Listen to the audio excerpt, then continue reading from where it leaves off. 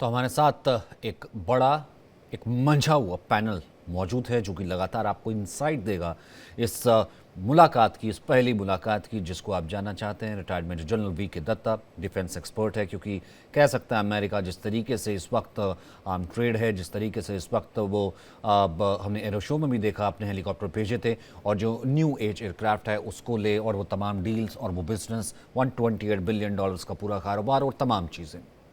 Ambassador Vora, दीपक वोरा किसी परिचय के मोहताज नहीं, इस वक्त मेरे साथ हैं और बहुत इंसाइट जो है हम उनसे जानने की कोशिश करेंगे, क्योंकि बातें वो ऐसी बताते हैं ना आपके पास होती है, ना मेरे पास होती है, ना अखबारों के पास होती है, उनके पास ही सिर्फ होती हैं। रोमेंद्र सचदेव हैं इस वक्त अमेरिकी मामलों के जानकार, विदेश मामलों के जानकार, रिपब्लिकन्स को जितना करीबी से जानते हैं उतना ही वो डेमोक्रेट्स को भी जानते हैं। इस कारण से मैं उनको कहता हूं कि दोनों तरफ से न्यूट्रल हैं, क्योंकि नेशन फर्स्ट अगर पीएम कहते हैं तो रोविंदर भी कहते हैं नेशन फर्स्ट, और उसी नज़रिए से हमारे को चीज़ें एक्सप्लेन करते हैं, उसी नज़रिए से हमारे को चीज़ें बताते हैं। विजय सरदाना एक आम भारतीय जो कहा जा रहा है कि 18,000 है, लाखों में बहुत वो संख्या है, वो जो H1B पे भी है और वो तमाम चीज़ें हैं, क्या वो वापस आ जाएगा, भारतीय इकॉनमी कहाँ जाएगी। अब अमेरिका की इकॉनमी भी एक तरीके से बैकवर्ड्स है। इकॉनमी के सबसे बढ़िया जानकार विजय सरदाना भी इस वक्त हमारे साथ मौजूद हैं। सबसे पहले वोरा साहब, मैं आपसे शुरू करना चाहूँगा, कुछ ही घंटे में जो है पीएम वहाँ पर पहुँच जाएंगे और बहुत एंटिसिपेशन है, बहुत ज़्यादा इंतज़ार है। ठीक है, तमाम चीज़ें हैं जो ऐसे टू डू लिस्ट में हैं, पहली मुलाकात है, क्या कुछ होगी, क्योंकि पिछले कार्यकाल की लास्ट 2 मुलाकातें जो थी, मैं था उसमें, मैंने वो कवर किया था एज ए रिपोर्टर, लेकिन इस वक्त चीज़ें अलग हैं। अब वो देखिए, वो पहले ले आए मैक्सिको वॉल, फिर उसके बाद कि नहीं मैं विश्व में जो है अमेरिका फर्स्ट, कल हम बात कर रहे थे कि मैं तेल की मिलें जो है अपने वहाँ पर जो है नई दोबारा खुलवा दूंगा, और भारत का एल्यूमिनियम, भारत का तेल, उस पर टैरिफ बढ़ गया, भारत पे लगा दो, एक टैरिफ हो गया। दूसरा H1B ख़त्म, H1B ख़त्म, ये जिसे कहते हैं इंडियंस को लेकर के वो है कि क्या पीएम बात करेंगे, आगे चीज़ वो करेंगे, और फिर बाकी और चीज़ें आ जाती हैं, फिर ट्रेड इश्यूज़ और तमाम इश्यूज़ जो इंडिया के साथ रहे हैं। यहां पर आप इसे कैसे देख रहे हैं, क्या कुछ what's there on the plate? बहुत बहुत धन्यवाद सर। मेरी आवाज आ रही है आप तक? बहुत बढ़िया। अच्छा। मैं इस समय हाईवे पे हूँ, भटिंडा जा रहा हूँ, वो भी बताऊंगा क्यों जा रहा हूँ। फैसिनेटिंग स्टोरी, क्योंकि पीएम साहब मार्सेई होके आए हैं, जहां पर बहुत से इंडियन सोल्जर्स वहां पे उनकी कब्रें हैं वहां पर। तो एक फैमिली से मिलने जा रहा हूँ जिसके दादा वहां मार्सेई में सो रहे हैं, क्या और वो बात है। खुद फौज में थी, third generation. I am going to meet him. अब आपने पहले तो धन्यवाद कि आपने अपने शानदार चैनल पर आमंत्रित किया। फिर आप ये बाकी विशेषज्ञों को मत बुलाया करिए, इनकी जानकारी मुझसे कहीं ज्यादा है, मेरी क्या जरूरत है जब ये लोग यहाँ होते हैं। अब आपको बताता हूँ सर, कहां से जा रहा है Narendra Modi to the United States. वो फ्रांस से जा रहा है। पहली इंडस्ट्रियल रेवोल्यूशन 200 साल पहले, फिर 150 साल के बाद दूसरी, फिर 50 साल तीसरी। पहली में फास्टर प्रोडक्शन, सेकंड में मैस प्रोडक्शन, थर्ड में ऑटोमेटिक प्रोडक्शन। लेकिन अब जो हो रहा है ये दुनिया में कभी पहले नहीं हुआ है। मेरे पास एक मैसेज है, मेरे एक अमेरिकन सेनेटर दोस्त हैं, उनसे ये मैसेज आया। वो ये कह रहे थे कि we were listening to the prime minister जब वो आर्टिफिशियल इंटेलिजेंस के समिट को को चेयर कर रहे थे, और वो कह रहे थे ये सबका भला होना चाहिए, सरबत का भला, इसका दुरुपयोग नहीं होना चाहिए। और वो मुझसे कहते हैं कि मिस्टर एम्बेसडर, जिस रफ्तार से, बड़े ध्यान से सुनिए, जिस रफ्तार से भारत एआई में बढ़ रहा है, मैं उसको इंजीनियर्ड इंटेलिजेंस कहता हूं, जिस रफ्तार से भारत आगे जा रहा है, अमेरिका भी उस रफ्तार से नहीं गया था। हां, ये सही है कि एआई में अमेरिका का आज मुकाबला नहीं। एआई का आविष्कार अमेरिका ने किया है, ओपन एआई का वही है सर। ये फेसबुक और ये जो आपके इंस्टेंट कॉफी और ये इंस्टाग्राम जो भी कुछ है, ये सब अमेरिकन इन्वेंशंस हैं। तो उसमें अमेरिका सबसे आगे है, और वो चाहते हैं, किस पे वो भरोसा कर सकते हैं, किसका वो सम्मान कर सकते हैं, वो भारत है सर। इंटरनेशनल रिलेशन में जनरल साहब बताएंगे, रविंद्र साहब बताएंगे, 2 चीजें होती हैं। आपके जो मित्र हैं जिनके साथ आप काम करते हैं, या मैं करता हूं, या आप और मेरे बीच, सम्मान तभी होगा जब भरोसा है। और अमेरिका भारत के बीच में very high level of trust. और किस पे भरोसा, और ट्रंप कहता जरूर है, ट्रंप तो एक जियोपॉलिटिकल आर्सनिस्ट है, अमेरिका फर्स्ट। वो मागा की बात करता है ना, मेक अमेरिका ग्रेट अगेन, उसमें ये कहां बोला है कि मेक इंडिया वीक। दोनों साथ साथ चलेंगे। प्राइम मिनिस्टर नरेंद्र मोदी अपने देश के लिए करेंगे, डोनाल्ड ट्रंप अपने देश के लिए वो करेगा। कहते हैं ही इज और अ वेरी जहां टफ नेगोशिएटर। वो उसने बोला है, Narendra Modi is a very proud Indian, and I am also a very proud Indian because Narendra Modi is my prime minister. I am telling you very clearly. ऐसे लोगों को मिलकर इतनी खुशी होती है when he stands for India. और Donald Trump stands for America. तो दोनों के बीच में कॉन्फ्लिक्ट क्यों? अभी आपने कुछ लोगों को डिपोर्ट कर दिया, तो अगर डिपोर्ट कर दिया वो आपकी अपनी राय है, और ये लोग गैर कानूनी तरीके से गए थे। फिर H1 वीजा की बात करें, अभी उन्होंने कुछ नहीं किया है। ये तो बातें हवा में चल रही हैं कि मैं इस पे टैरिफ लगाऊंगा, उस पे लगाऊंगा, अभी तक कुछ नहीं किया है। तो ये कहने की बातें होती है। उसके पास मार्केट कौन सा है सर, 140 करोड़ सही का? बात है, सही बात मेरा है, सही मेरा बात है। मार्केट। और सर मैं अभी अभी बेंगलुरु से आए, क्षमा करें, मैं स्नान करने गया था प्रयागराज में। कुंभ, हाँ। फैंटास्टिक, अमेरिकन भी थे, फ्रेंच भी हाँ, थे, हाँ, और हाँ। मानेंगे यूएई के लोग भी थे, Muslims from the United Arab Emirates, वो भी। फिर मैं ये एयर शो के लिए गया। सबसे बड़ी डेलीगेशन किसकी है? रशियंस की है, अमेरिकन की है, फ्रेंच की है, जो बेच रहे हैं और दिखा रहे हैं कि हमारा ये। हाँ, सर जो ये बेच रहे और दिखा मार्केट रहे है, हैं। सही बात है, बिल्कुल ये ठीक मार्क कहा। मैंने उसी ये से शुरू मार्केट है, ये बिल्कुल। मार्केट ही आपको आकर्षित करता और है। उस आप उस लिहाज पे खड़े हैं कि मेक अमेरिका ग्रेट अगेन के साथ आपको अगर अमेरिका को उबारना है, तो अमेरिका में ऐसा नहीं हुआ, वो पहले एक अलग हुआ था, लेकिन रोविंदर इसको एक्सटेंड कीजिए। अमेरिका में मंदी है, अमेरिका में महंगाई है, अमेरिका में इन्फ्लेशन है, अमेरिका को सामान बेचना है, अमेरिका को अमेरिकियों को पैसे देने हैं, तो ट्रेड करना पड़ेगा। 140 करोड़ का मार्केट है। सही बात है यार। बेंगलुरु के एयर शो में आप जो है F-35 उड़ा रहे हो और कह रहे हो कि ये सेकंड जनरेशन जो है, ये बिल्कुल न्यू जनरेशन है, ये आके खरीद लो। उससे पहले आप फ्रांस से जा रहे हो, इमैनुअल मैक्रोन कैसे मिले, अब फ्रांस से जा रहे हो अमेरिका। मतलब वेट तो है ना, ऐसे थोड़ा ना कि कोई आपको हल्के में ले लेगा। ओ जी हाँ, बिल्कुल वजन है और वजन बढ़ता जा रहा है। ऐसे ही आपको कोई हल्के में नहीं ले सकता, राइट? वजन है और वजन बढ़ता जा रहा है हमारा। और एक्चुअली ये चाहे जीरो सम गेम नहीं है, पर कुछ लोगों का वजन कम भी होता जा रहा है, हमारा बढ़ रहा है, कुछ का कम हो रहा है, राइट? तो ऐसे में इंडिया डेफिनेटली एक प्लेयर है, एक हेवी हेफ्टी प्लेयर है, दैट इज वन। परंतु बात है कि अमेरिका तो समझता है और सोचता है कि वही एक अकेला दुनिया का सबसे बड़ा सुपर पावर है और रहेगा। इसमें एक बड़ा जो मुझे दिखता है, देखिए पिछले 100 सालों से अमेरिका दुनिया में जो भी अपनी दादागिरी चलाता था, या अपनी अपनी सारा कुछ अपना ट्रेड एंड ऑल, वो चलाता था on the power of ideas. America कहता था American values, democracy, big principles and all. 100 साल बाद मुझे अब ये लगने लगा है कि अमेरिका को रियलाइज हुआ है कि शायद या तो उसके वैल्यूज, उसके प्रिंसिपल्स की वजन कम हो गया दुनिया में, और इसलिए अब अमेरिका मसल पावर पे आ गया है दुनिया को डोमिनेट करने के लिए। देखिए अगर आप वैसे ही डोमिनेट कर रहे थे तो क्या जरूरत थी आपको मस्कुलर बनने की? वैसे ही आप डोमिनेट कर रहे थे। तो अमेरिका अब उस मूड में आ गया है, that is one. Secondly, America जो देखता है वो ये देखता है on trade and tariffs, by the way, वो ये देखता है कि दुनिया का जो अमेरिका इंपोर्ट करता है करीब 3 ट्रिलियन गुड्स दुनिया भर से सालाना। उन पे अमेरिका की जो एवरेज, मुश्किल होता है कैलकुलेट करना, पर कहा जाता है कि एवरेज इंपोर्ट ड्यूटी जो अमेरिका की बनती है करीब 2.5% बनती है, और चाइना जैसे देश की करीब 7.5% बनती है, भारत जैसे देश की शायद एवरेज करीब 10% बनती है।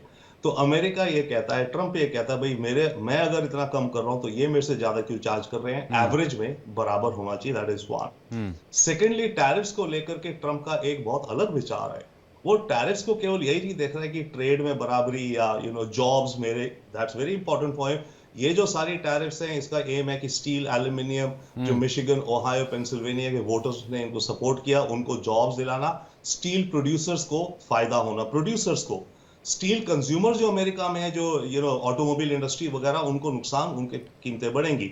बट ट्रंप ये देखता है ऑल्सो कि टैरिफ्स बढ़ाने से मैं अपनी अमेरिकन ट्रेजरी में पैसा कमाऊंगा, इन द सेंस कि जो पिछले साल जो करीब 2.5-1% था टोटल इंपोर्ट टैरिफ 3 ट्रिलियन से, तो करीब $100 बिलियन अमेरिकन गवर्नमेंट ने कमाया एज इंपोर्ट टैक्स। वो ये सोचता है कि अगर मैं एवरेज मेरा बढ़ जाए इंपोर्ट टैक्स 4 हो जाए, 5% हो जाए, तो फिर तो मैं 200 बिलियन 250 बिलियन अपनी ट्रेजरी में पैसा ला सकता हूं। And at the same time, on the other hand, Trump ने टैक्स बढ़ाने नहीं है उसी प्लेटफॉर्म पे, बल्कि उसे तो टैक्स कम करने हैं। तो टैक्स बढ़ाने नहीं, टैक्स कम करने हैं। और अभी जो आप दिखा रहे हैं, बात कर रहे हैं, अमेरिका में डेफिनेटली इकोनॉमिक प्रॉब्लम्स भी, इन्वेस्ट भी करना है, तो पैसा कहां से आएगा अमेरिकन गवर्नमेंट के पास जो आ रहा था? कोई नया रास्ता ढूंढना है ना पैसे इनकम बढ़ाने का। तो ट्रंप सरकार को और ट्रंप को और इसके एडवाइजर्स को ये देखा है कि टैरिफ बढ़ाने का एक ये और साइड बेनिफिट है कि भाई हमारी यूएस ट्रेजरी में पैसा ज्यादा आता है, that's what. But coming to India, America मेरे विचार से ट्रेड में हमारी फ्रिक्शन नहीं होंगी, ना ट्रेड में ना इमिग्रेशन में। इमिग्रेशन, इलीगल इमिग्रेशन में शायद कुछ वर्कआउट हो जाए कि मिलिट्री प्लेन्स के बजाय सिविल एयरक्राफ्ट में आएंगे जिसमें हथकड़ियां नहीं होंगी, that could be one.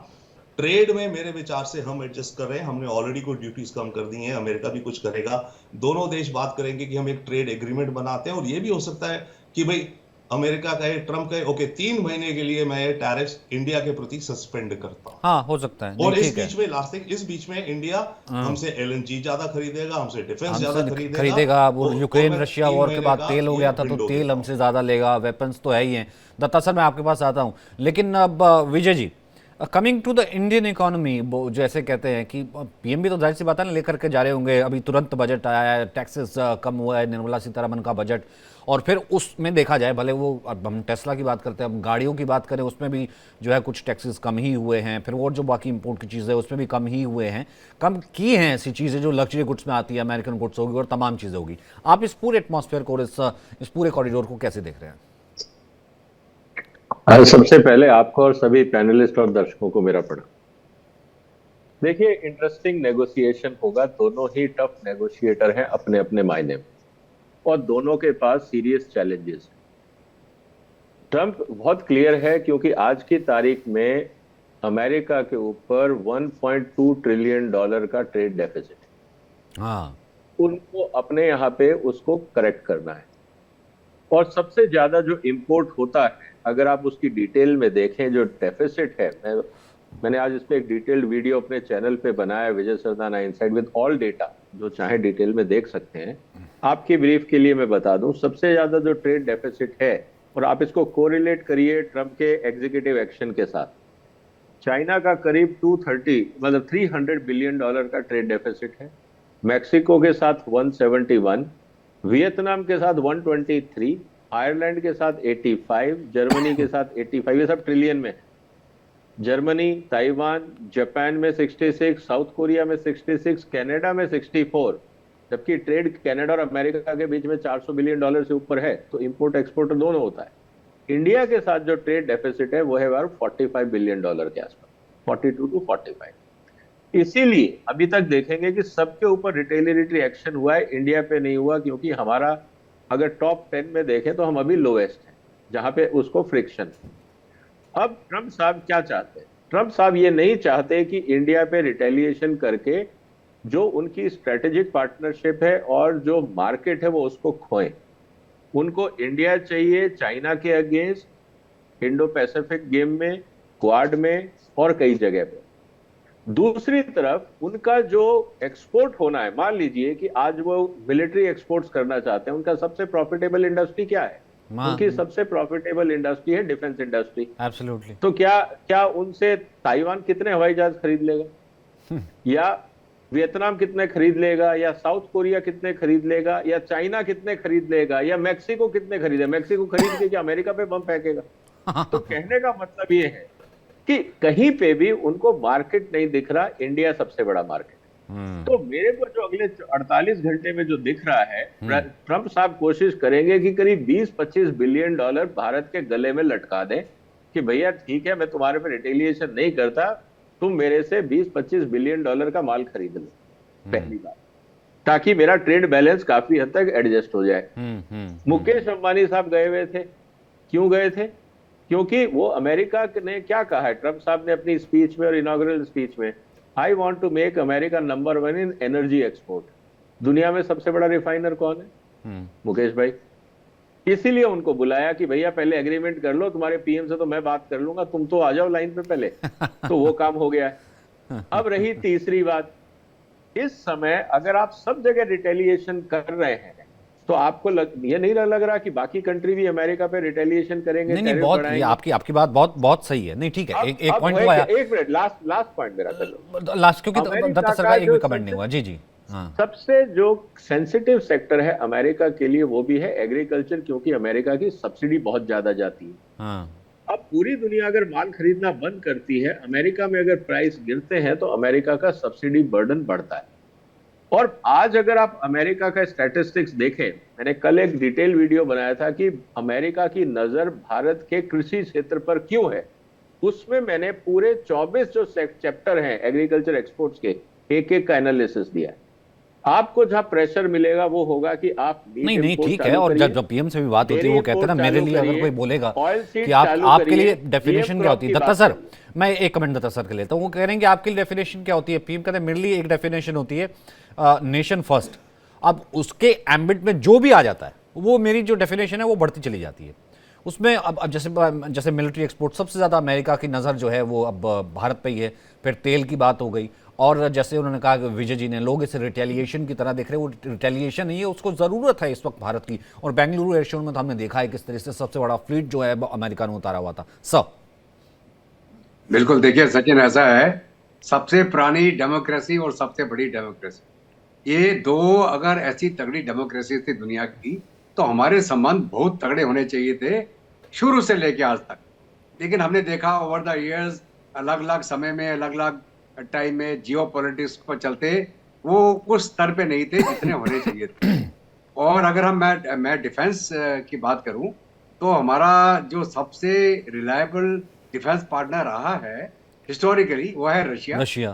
Followed by France. Hmm. और अगर मैं परसेंटेज की बात करूं तो आज के दिन में 36% डिफेंस इक्विपमेंट जो हम ले रहे हैं रशिया से ले रहे हैं, 36% हम फ्रांस से ले रहे हैं, और तकरीबन 13-14% हम अमेरिका से ले रहे अमेरिका हैं। से ले रहे हैं, और जो स्पेशलाइज्ड इक्विपमेंट है और वो हम इसराइल से ले रहे इजराइल से हैं। ले रहे हैं। और थोड़ा बहुत कोई हमारा यूके वगैरह का। तो कहने का मतलब ये है कि आज तक जो हमारी डिफेंस का बैकअप है, हमारी जो मिलिट्री एसेट्स हैं, हमारी मैन्युफैक्चरिंग है या को मैन्युफैक्चरिंग है या ट्रांसफर ऑफ टेक्नोलॉजी है, वो रशिया ने सबसे ज्यादा मदद करी, फ्रांस ने करी, इसराइल ने करी। अमेरिका बहुत हिचकिचाता है टेक्नोलॉजी ट्रांसफर करने में। और अगर मैं मोटा मोटा भी बात करूं कि भारत की डिफेंस रिक्वायरमेंट जो हमारे जो अभी बड़े बड़े हमारे जो डील हुए हैं अमेरिका के साथ में, उसके अंदर हमारे जो C-130, Globemaster, Chinook helicopter, Apache attack helicopters, और अभी जो बातचीत और चल रही थी स्ट्राइकर आर्मर्ड व्हीकल्स, आपका जो javelin anti tank guided missile system, उसके अलावा जो ड्रोन्स जिसको MQ रिपर बोलते हैं, हम 31 ड्रोन हम लेने वाले, तकरीबन 4 बिलियन का वो ऑर्डर है। और जो हमने और हॉस्टल्स वगैरह लिए थे जो समुंदर के ऊपर निगरानी रखने के लिए, जो इनके जो हम बोलते हैं जो सी बोर्न एयरक्राफ्ट जो लॉन्ग डिस्टेंस कवर कर सकते हैं, सर्वेलेंस कर सकते हैं, वो ले। तो अब आस्ते आस्ते हम बढ़ा रहे हैं। लेकिन क्या है कि जो इन्होंने हमें GE के इंजन देने थे तेजस के लिए, वो अभी तक लटका पड़ा है, हमने पेमेंट भी कर दी थी। और जो GE-404, GE-414, तो उससे हमारा तेजस का प्रोजेक्ट डिले हो गया। हमारी जो रिक्वायरमेंट है एयरफोर्स की बहुत बड़ी है। हमने 114 फाइटर एयरक्राफ्ट का ग्लोबल टेंडर आज के दिन में निकाल रखा है। तो अभी जहां तक ये एयर शो का सवाल है, इसमें इनका जो F-35 या Su-57 कॉम्पिटिटिव, जो F-35 है वो डीप पेनिट्रेशन करने वाला हवाई जहाज है। ठीक है, भारत ने किस पे हमला तो करना नहीं, हमें अपनी डिफेंस करनी। तो उस लहजे से हमें जो F-35 है वो सूट नहीं करता, बहुत महंगा भी है वो।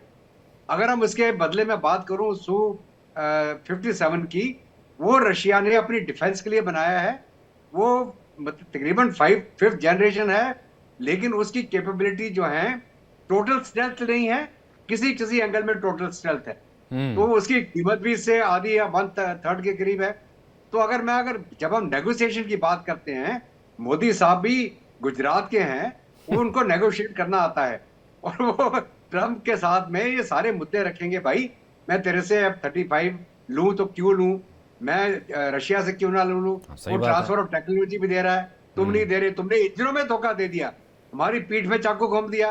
बाद में पता चला कि वो GE-404 इंजन का सामान चाइना से मंगा रहा था अमेरिका। अभी बताओ। तो ये कहने का मतलब ये है कि जब तक अपना हमारा सेल्फ रिलायंस नहीं हो जाएगा उन क्रिटिकल फील्ड्स के अंदर, और उसके अलावा जो ट्रेड डेफिसिट की बात है या ट्रेड के मामले हैं, उसके अंदर एनर्जी हो गया, न्यूक्लियर सिविल न्यूक्लियर ऑपरेशन हो गया, और साथ साथ में जो आपको याद हो कि बोइंग का इतना बड़ा ऑर्डर हमने दे रखा अमेरिका को, इनकी इंडस्ट्री पिटते पिटते बच गई, लोगों को एम्प्लॉयमेंट मिल गया। ये भारत कर रहा है अमेरिका के लिए। जी, और अभी जहां तक सवाल रह गया है इमिग्रेशन वगैरह का, इलीगल लीगल, जाहिर तो सी बात है, जाहिर अभी सी बात है। कहते हैं इसलिए भले बांग्लादेश वो यहाँ। इसको लेकर के कुछ भले वो इंटरनल पॉलिटिक्स हो सकती है, नेगेटिविटी हो सकती है, तमाम चीज़ें हो सकती है, लेकिन जाहिर सी बात है चीज़ें जो है वो ऊपर हैं और चीज़ें देखी जा रही हैं।